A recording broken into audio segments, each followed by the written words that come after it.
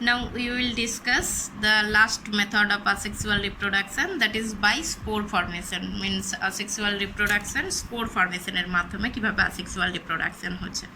So production of spore is called sporogenesis. Production of spore is called sporogenesis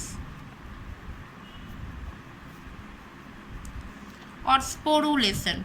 Means spore production এর মেথডটাকে বলা হয় sporulation or sporogenesis. So what is spore? Spore is a reproductive unit, asexual reproductive unit. It is a minute unicellular structure. So it is minute unicellular structure.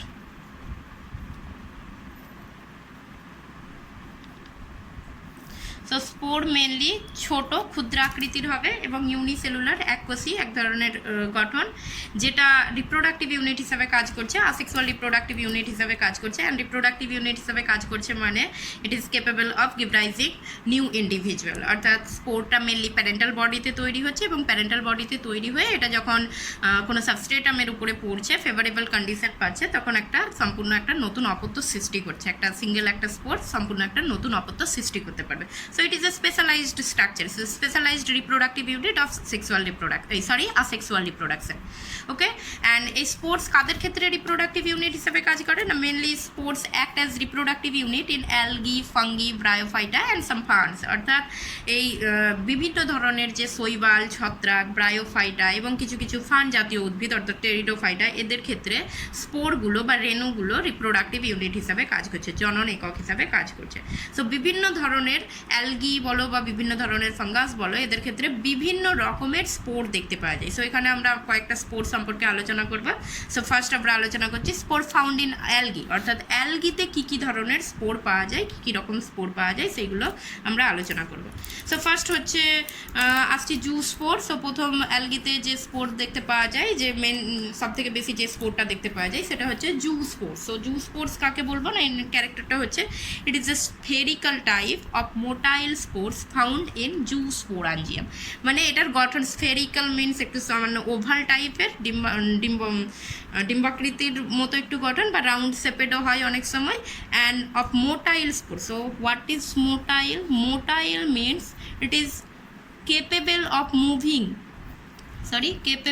of moving বা movement, capable of movement means motile means মানে যেটা চলমান, যেটা movement করতে পারবে সেইটাকে বলবো motile. So কী করে এটা মোটাইল হচ্ছে, কেন এটা মুভমেন্ট করতে পারবে? Because of flagella means this type of spore is with flagella. অর্থাৎ এই ধরনের স্পোরের ক্ষেত্রে ফ্লাজেলা প্রেজেন্ট থাকে এবং ফ্লাজেলা এদের মুভমেন্টে সাহায্য করে থাকে। যেহেতু এটা অ্যালগির ক্ষেত্রে আমরা পড়ছি এবং most of the algae, majority of the algae আমরা জানি যে aquatic in nature. So that's why in aquatic environment তাদের মুভমেন্টের প্রয়োজন হয়, একটা জায়গা থেকে আরেকটা জায়গায় মুভমেন্টের প্রয়োজন হয়। দ্যাটস ওয়াই এখানে স্পোরগুলো মেনলি ফ্লাজেলা বিশিষ্ট হয়, ফ্লাজেলা সহকারে থাকে।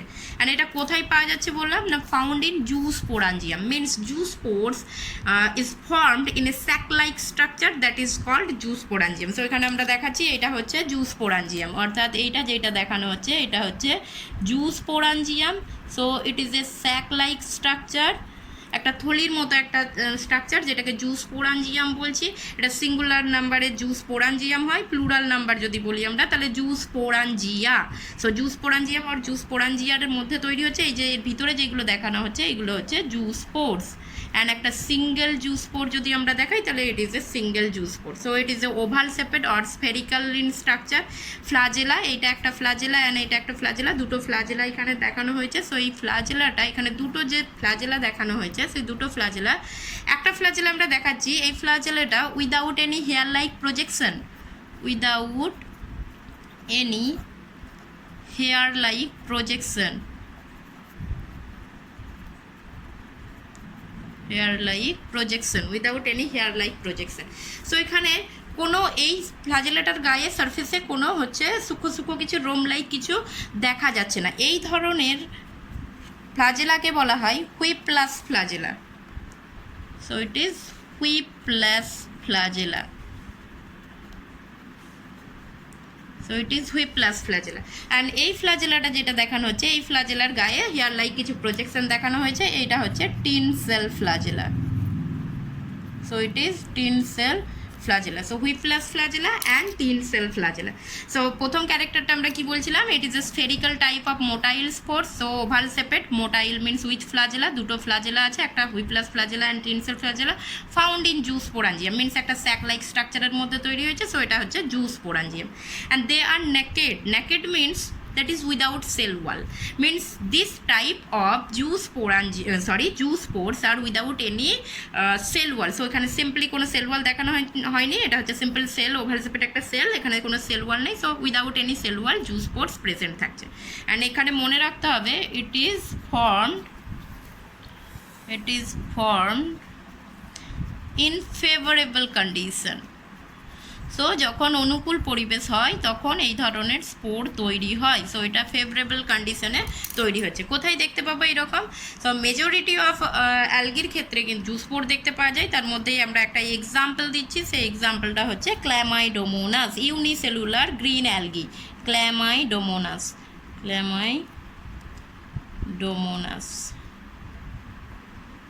সো ক্ল্যামাইডোমোনাস স্পিসিসের ক্ষেত্রে আমরা এরকম জুস্পোর দেখতে পাবো.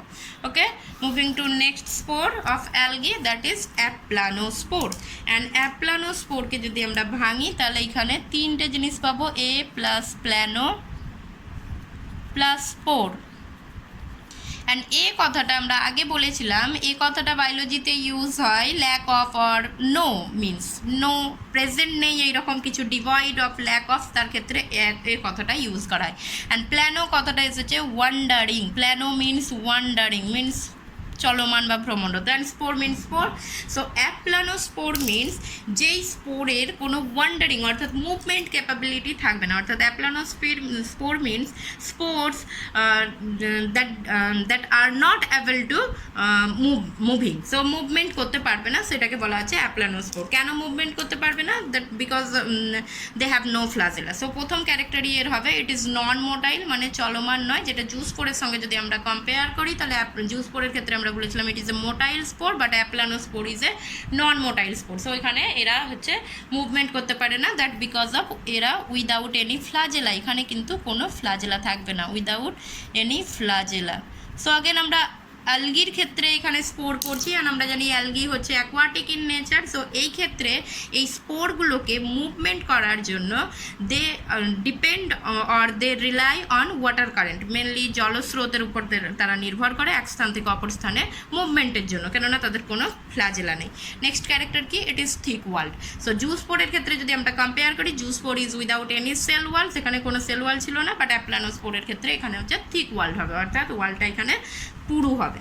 And formed in unfavourable condition. এটা মেনলি আনফেভারেবল বা প্রতিকূল পরিস্থিতিতে তৈরি হয়ে থাকে. অ্যান্ড প্রতিকূল পরিস্থিতিতে তৈরি হয় বলেই এরা মেনলি থিক ওয়াল্ড হয়, পুরু প্রাচীর বিশিষ্ট হয়, যাতে করে they are capable of enduring harsh environmental condition, অর্থাৎ এক্সট্রিম এনভায়রনমেন্টাল কন্ডিশনগুলোকে যাতে উইথস্ট্যান্ড করতে পারে তার জন্য ওয়ালটা থিক হয় এবং আনফেভারেবল কন্ডিশনে তৈরি হয়. সো এখানে স্ট্রাকচারটা কেমন হবে? এটা মেনলি লার্জার শেপেড একটা স্ট্রাকচার হয় aplanospore.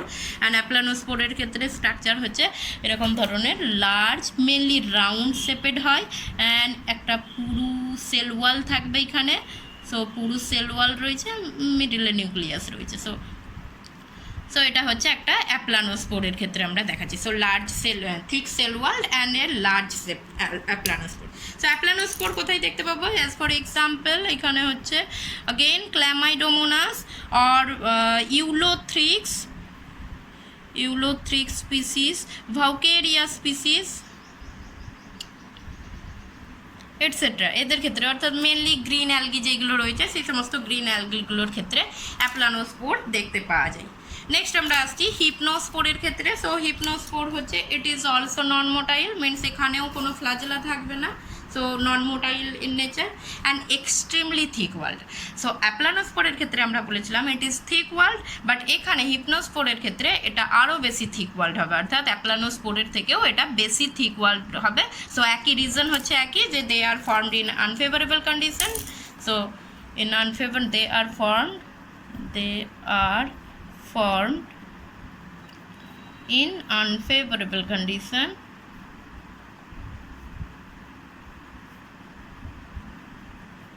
they are formed in unfavorable conditions. So to withstand the unfavorable condition or harsh environmental condition, they are of thick walled. So hypnospore mainly কিছু গ্রিন অ্যালগির ক্ষেত্রে দেখা যায়, ফর এক্সাম্পল গ্রিন অ্যালগি, কিছু green অ্যালগির ক্ষেত্রে হিপনোস্পোর দেখতে পাওয়া যায়। এছাড়া অ্যালগির ক্ষেত্রে আরও কয়েকটা স্পোর দেখা যায়, যেমন অ্যাকাইনেট দেখা যায়, হরমোস্পোর দেখা যায়, সো এগুলো দেখা যায়। বাট মেনলি অ্যালগির ক্ষেত্রে যে স্পোরটা সব থেকে বেশি দেখা যায় সেটা হচ্ছে জু স্পোর্স।